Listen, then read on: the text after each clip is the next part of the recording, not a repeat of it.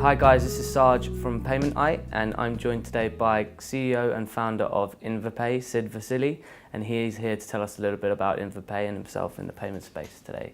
How are you today, Sid? I'm really well, Sarge. Thanks very much. Thank you for asking. Thanks for joining us today. Oh, it's an absolute pleasure. So just to start, could you tell us a little bit about yourself?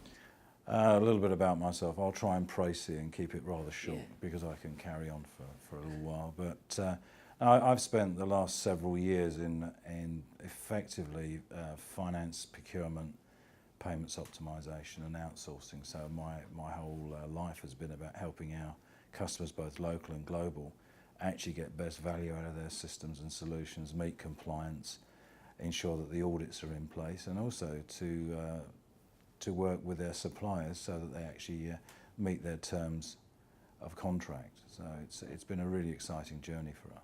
Great. And how does Invapay tie into that? Well, as I've been in the outsourcing business for several years, and in 2005 my original business was acquired by Bottomline Technologies. And I worked with the Bottomline folks for over 2 years in a transitional role globally. And when I retired, I suppose that's the right term, in 2007, I decided that, there were certain elements of the process and our service delivery that we actually had with our global clients that actually could do with a little bit of rethink, and a radical rethink, and maybe a bit of disruptive rethinking. And so I developed the Invapay platform to actually fulfill a particular challenge for organisations, whether they're global, whether they're local, whether they're private or public sector organisations. And so the platform is evolved to deliver optimised solutions that actually helps our customers manage a lot of the non-strategic spend going through their organisations, to improve the relationship between payables and procurement, and more importantly to actually help the buying organisation meet their cash management objectives and accelerate payments to their supply base. So it's a multifaceted platform which is designed to actually deliver benefits not only to the buyer but also to the supplying community as well. The words disruptive and optimize are words that we're seeing increasingly more of in the space at the moment. And you'd say Invapay certainly falls into that category. Well, we believe so. I mean, there's been, when we look at finance, accounting and procurement, they're fairly traditional processes and they're pretty sequential. And the biggest challenge with all these solutions is people's behaviour and trying to manage people's behaviour within a fairly restrictive environment. People being people tend to be a little more creative than that. And so in consequence, we're finding that a lot of the transactions that are flowing through organisations may not actually meet compliance. Not on the basis they're fraudulent, but it's just that they haven't gone through the same sequential processes, which may have been fit for purpose 10 or 15 years ago, but in today's marketplace, people's buying habits have changed, the way they interface personally with the retail online market. They want a similar experience in the business. And of course, looking at all of those elements and then actually applying a service layer that actually fulfills the individual's requirements for immediate gratification in terms of goods and services delivered on time at a price that meets their budget and so on and so forth, means there's quite a demand culture. And then on the other side, from the buying organisation, is having those controls in place, albeit seem a bit more on the latent side in our platform, but actually control the whole environment and process. And so in consequence, we're seeing a huge shift.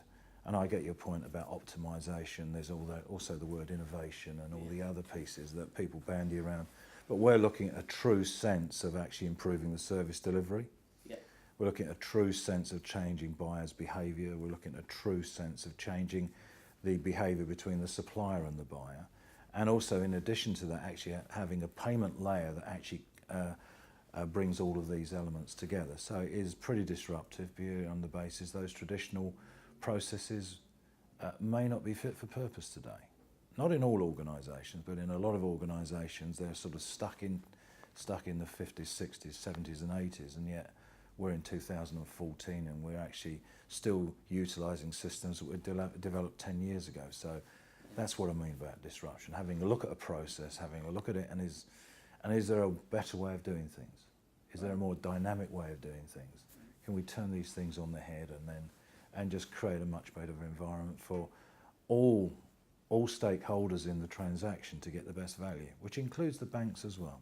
Yeah, who have been increasingly slow to catch up. Well, I think they've, from a regulation standpoint, I think they're rather hamstrung, and I don't blame the banks. They're very large organisations. They have to meet the regulatory environment. They have to also deliver assurance to both the buying public as well as business that they do actually have solutions. The challenge for them is the agility or the lack of agility, and for them being able to make those decisions. And we're seeing that the buying organisation speed of change is far greater than the bank's ability to keep up with that change. So it's incumbent on companies like us to actually bridge the gap between those two, provide all the assurance, the regulation and everything else that's necessary, but also the agility of service delivery. Fantastic. And kind of since the conception of Invapay, what's the past year been like for the company? Because you've had a quite an eventful year. Oh, it's been really exciting for us. We've had major partnership agreements with people like Calix, with SunGard Public Sector in the United States, which is a really huge boost for us in terms of the sense that our technology is fit for purpose beyond our shores. So that's really very exciting for us. And latterly, with the work that we're doing in the Middle East and Far East, it seems that we're getting more traction outside of our home market, which is very good for the balance of payments and the economy, rather than we are experiencing onshore. So our work with SunGard Public Sector is a huge boost to us in terms of our footprint and our capability in the United States, because it delivers to us 780 public sector organisations utilising our platform, which to us is a huge accolade. That's fantastic. And with that obviously comes huge levels of volumes of transactions which you're processing. And so how has the company adapted to that? Well, during the original design process, we was looking at building scale into the operation, because that was really a very, very important part. Having come from a process background, processing millions and millions of transactions, we felt that we needed to design and develop a platform that can sustain huge scale. The team that I have with me were the team that I actually had in my previous business, so they're very trusted, they've been with us a long time.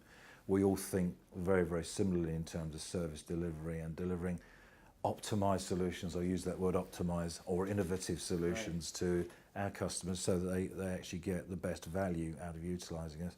And so in consequence, we have a huge partner called Rackspace that manages all of our infrastructure for us across the world, which is really quite a fantastic move from our perspective. Whereas in our old business, everything was in-house, and today the cloud is where it's at, so we might as well utilise the technology and the efficiencies and the cost base that the cloud delivers. Right.